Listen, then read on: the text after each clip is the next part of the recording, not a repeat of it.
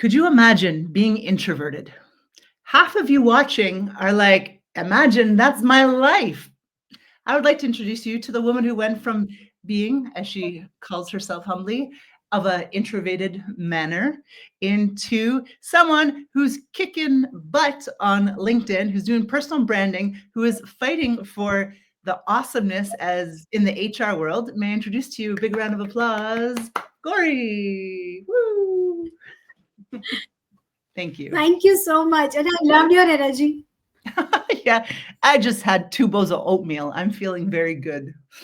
Yeah, so speaking of energy, introversion and extroversion, people say that it is about extroverts get energy from being with people and introverts lose energy being with people. As an expert working with people in your HR roles, what would you say with your transition into becoming more did you become more extroverted or did you just not? What did you do? Yeah, so talking about my childhood, I was extremely shy and Mhm. underconfident. Uh, and that's what was leading to introversion also. But yes, what you said in terms of definition, being with people is not something which brings in a lot of happiness or all the time. I mean, connecting with people is always good, but it's not that I would be stimulated by being in company of people all the time. I think Mhm. nobody is like that. We are all spectrum, right? We are sometimes here and we are sometimes here. Like Carl Jung says that if anybody would be extreme extrovert or introvert, they would be an asylum. So nobody can be that. But Love yes, that. we keep moving. So in beginning of my life and my career, I was on the other side of the spectrum and not being able to talk to people, not liking it to be there. It was also because of lack of confidence. And why so? Because I started my journey from a small village. The school was vernacular medium. It had only a classroom, and even if you are in standard 1 or you were in standard 10th, everybody was sitting together, so the level was not very high. There was no personality development opportunities, so it put me into another kind of shadow. And uh, in at personal level also, if there was anyone entering the house, I would hide behind my mom. And in India, Oh, women used to wear a lot. It is called as sari. I'm sure you know because you have been to yeah, India. So I would yeah. just hold on to her sari and I will not leave her until the guest goes out. Yes. Oh, So that's how it started. sweet. But yeah, I have had my college and it had students from across the globe. I faced a very tough time when teacher would ask for roll call. I did not have courage to yes, I would just raise my hand, and that's all. Mhm. No courage to speak anything, talk to anyone.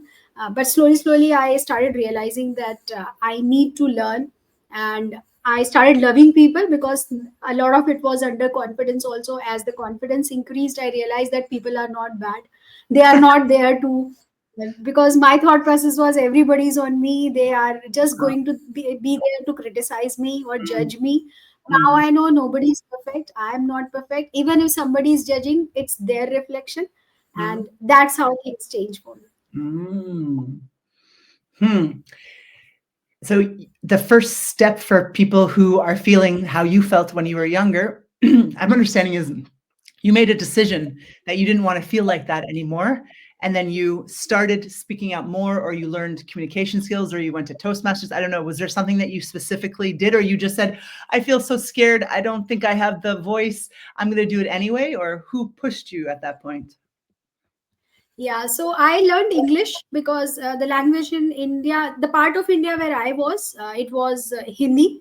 So every time I had to speak to someone, I would use Hindi. But in college, like I said, it had people from across the globe. Everybody Mhm. was talking English. Students were from English medium schools, big cities. I was Mhm. from a village and then a small town. So I did a lot of work on English per se first because that was the medium for communication, and it was critical for me to first have that medium before I open up my voice. Then the second thing was one of my bosses, when I had around 4 years of experience in HR, we did my first psychometric test, and the results were kind of a slap on my face that I was not very happy with the environment that I had created around myself. And since then, I also realized that any test that you conduct, it is dependent on what you think within. It is not that it is casted in stone that this is how you are. No, that's not true. What is true is how you think about yourself would get reflected in the test also. So that test was one of the turning points. And then after that, three of my bosses were very, very supportive. They understood that I was good at execution, but when it came to leading from front, I had that challenge. I was underconfident, and they supported me. After that, I worked with six mentors, six coaches, and that's the result you see. Wow. Wow. Yeah. Okay. It's cool to hear the process, because it is just, it's step by step. It doesn't Yes. happen overnight. And I've always been confused about introverts and insecurity and being shy, the definition of those three and the differences between them. And so, whatever the definitions are in India versus Canada, the Mm. idea is, if you don't speak up, for whatever reason that may be, you will not get your ideas heard. And so, are you happy with that? If you're happy with that, great. But anyone who has some ideas, it's like it's in us to want to share them. And women, we want to help people. It's like men want to leave a legacy so people remember how cool and rich and powerful they were. And women are like, I want to help people so that people smile when they remember my name. And so, if you don't talk about what you like, I think it's a quiet, sad existence for many women. And I wonder, if do you think that most women would love to speak more, but they're stuck in what you were stuck in, whether that's cultural reasons or personality reasons? Do you think this is like a big problem of our societies, or is it just like it's a personal thing? I want to get my ideas heard and other people don't. Or is it a woman thing that we want to do this? Going by the experiences that I have had, and more so at workplaces and the network that I have, and I do a lot of networking, and that's where we also met the PSAI, Professional Speakers Association of India. Ah, yeah. Yeah. So going by all those experiences, I would say it's a personal choice, Okay. more so for women, because we, like you rightly said, we have been conditioned, and in India they tell you since childhood that you have to maintain a certain decorum. This is how you have to speak. But things are changing now. People don't differentiate between different genders, and everybody is given equal opportunity to grow to a large extent. It has not happened across the country as yet, and I'm sure everywhere it is like this. But yes, it is at workplace. You have a lot of opportunity, and I see many women being vocal, but many more are still not vocal. But yes, in terms of choice, I would not say it's gender based. It's Mhm, my choice. This is how I am, and this is how I want to mhm, be. So I have seen mhm, many senior leaders, men or women, who do not speak at all, and who are that extreme side of introversion where I was. But when it comes to conveying those ideas where their expertise is required, they are excellent. I've mhm, seen business development professionals, sales professionals who go out and sell things. I've seen some of the introverts doing it the best. Introverts being the best CEOs. So I think it's more of personality, but yes, it doesn't matter who it. What matters is who you are. You embrace it and you play with your strengths. mm, mm. That's beautiful. I'm a therapist, so I was just talking to a client, and I said, what's normal? Like, you think when you get a little bit sad, you think that's normal. When I do this, I think it's normal because it's normal for me. But it doesn't matter if it's normal or not normal. It's like, do you want that? Do you want to feel bad half of your month? Or do you want to change the behaviors that cause you to feel bad for half a month, right? Just because most people feel bad for half a month and half of America is on antidepressants doesn't mean you have to feel that way. So it is interesting if there are leaders who don't want to speak very much. and that's just part of who it is. I sometimes have empathy, pity maybe, and I'm like, oh, they don't get to talk enough. I want to create spaces where they get to talk, but maybe they don't want to talk. I've actually never considered the fact that people don't want to talk and get attention. I'm very extroverted. Hmm. So you have got a lot of attention, Missy, a lot of recognition, and a lot of followers on LinkedIn. I've got like 1,000 followers. Honey, you're an influencer. How has that changed your Oh, I've always wanted to ask an influencer, how does that change your life when like so many people are interested in what you have to say? Yes, it has increased the responsibility, what I say, and then you need to be more authentic. So every time I meet someone, and if they come back and say, you looked very authentic, you shared your story, and that's how I thought I can connect with you. I also have something similar. I am Mhm. like, okay, things are in the right direction, Ah, because it can go anywhere, right? You never know. You may start thinking that you are something, and you start behaving that way. That is not the case, because it's not aligned with my values. So yes, it has changed, because I do get friends everywhere now. Whichever city I am going to, I do get to meet people. I get to learn from them about their cities, about their lives, and having mhm, that face to that online connection, the LinkedIn connection. So mhm, yes, very blessed to have this support from so many people. And mm, I think that also encourages, and that's where the journey also started. So if I look back and see how I started the LinkedIn journey, it started in 2020.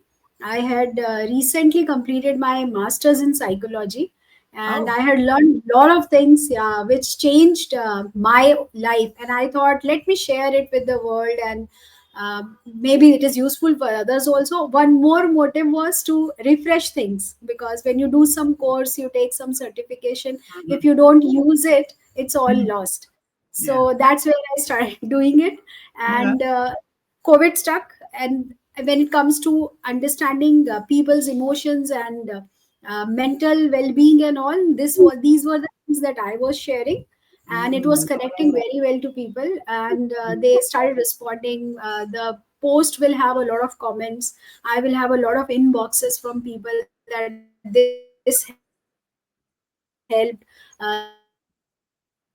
Keep doing it. That gave me an insight that yes, it is helping me, it is helping others, and that's how the journey started. mm. Huh. It's very interesting. It's very, as they talk about service leadership, you were just sharing and it helped people and they wanted more. That is makes total sense. It's just there's a lot of psychologists in the world, and I don't mean to demean your studies, but there has to be something more to you. There has to be something that a lot of psychologists don't have that you were doing very, very well. And I find that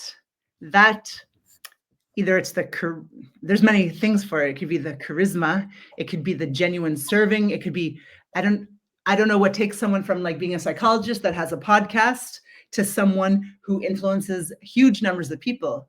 Do you have some insights on what you think maybe your karma was to take it to that thing? Or do you think, I don't know, was there a coach that just told you to post on Mondays at 9 a.m.? I don't know. No, that was not the case with me, because millions of people on LinkedIn, right? And so many creators also. You would Mhm, not, by working on algorithm, you would not have a sustainable journey, because yes, you rightly said there are people who come with that and they thrive here, but sustaining that is not feasible. So if I look at today, I spend around half an hour on post, and I write 4 times a week. So more than that, it would not be feasible for anybody to spend on LinkedIn, unless you are doing your selling something or you are marketing for something, then it becomes part of your role and you do it. But otherwise, more than 30 minutes or an hour, you would not be able to be there, because 30 minutes I spend on mine, and then rest I spend on what are people talking about, what is the next news, what is happening, and then connecting with those people. Also, somebody has gained something, somebody has been promoted or joined some new role, so that updating and remaining connected with people. Hmm. So it was so the only basis to start was, and back in 2020 there were not so many people talking about LinkedIn, because when COVID hit and everybody was home, usage of LinkedIn increased many folds, right? So Hmm. yes, there was no coach, but my thought process of, like I said, it was a selfish thing also, that I need to Hmm. understand from people's perspective, and Mhm. also I need to share it so that it remains here. So Yeah. yeah, that's how. Hmm. Very interesting. Yeah. Hmm. Well, what was my question? Do you think the majority of the people that follow you have a are men or women, or do you think that your niche was like psychology and it was mostly for the Indian culture, or were you aware of that when you were doing it, or you were just talking from your perspective and you just thought, I'm just practicing. Whoever follows me follows me. You didn't have any really strategy, did you? Yes, I did not have a strategy, but later on I learned that you post, like you said, 9 a.m. post. You post according to the country. So if you are targeting a particular country, you would go there and you will post early in the morning according Yeah. to that country, because then people are awake.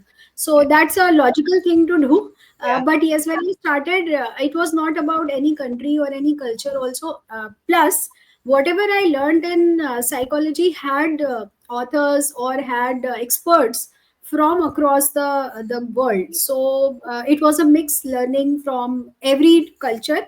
I Hmm. think there were few Indians, but mostly it was US, Europe, Hmm. from where the authors were. Okay.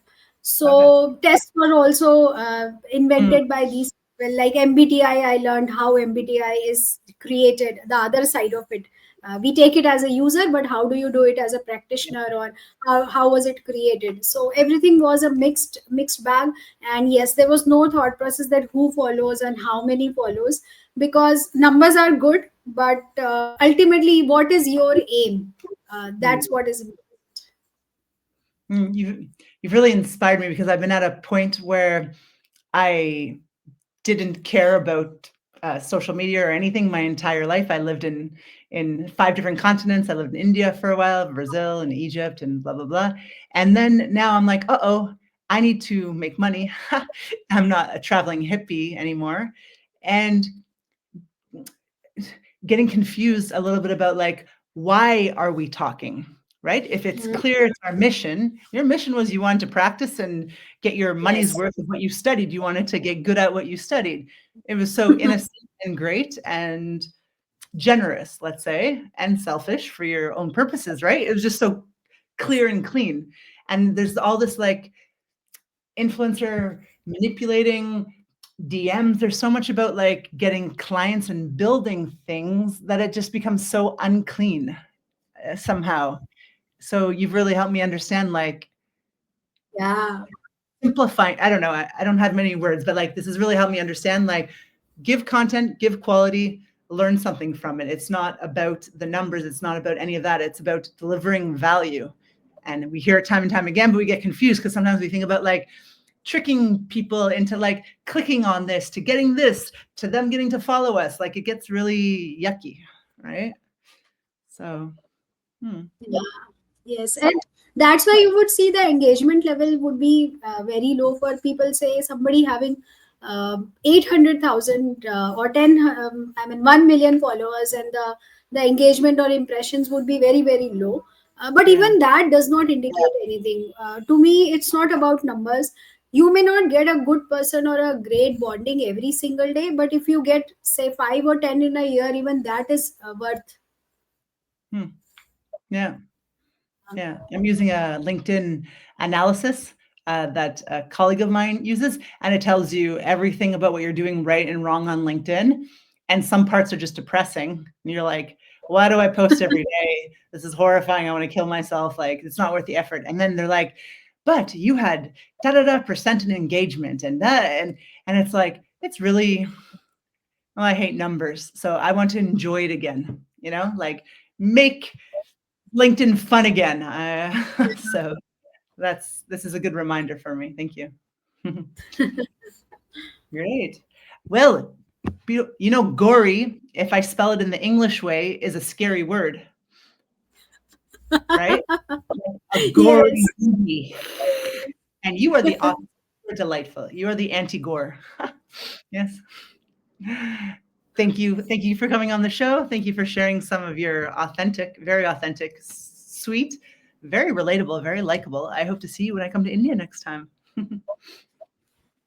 Yeah, looking forward. And thank you so much for creating this platform.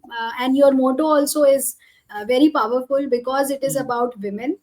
And we discussed, that a push is required.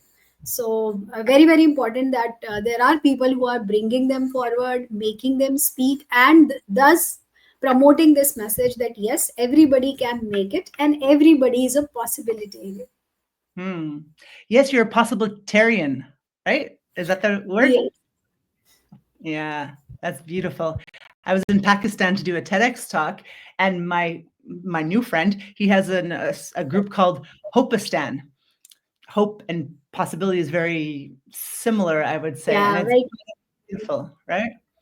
Beautiful message. Yeah. Thank you, Ram, for saying hello. Yes, nice to see you. I guess he knows both of us. Great. Thank you, Okay. Ram, for joining.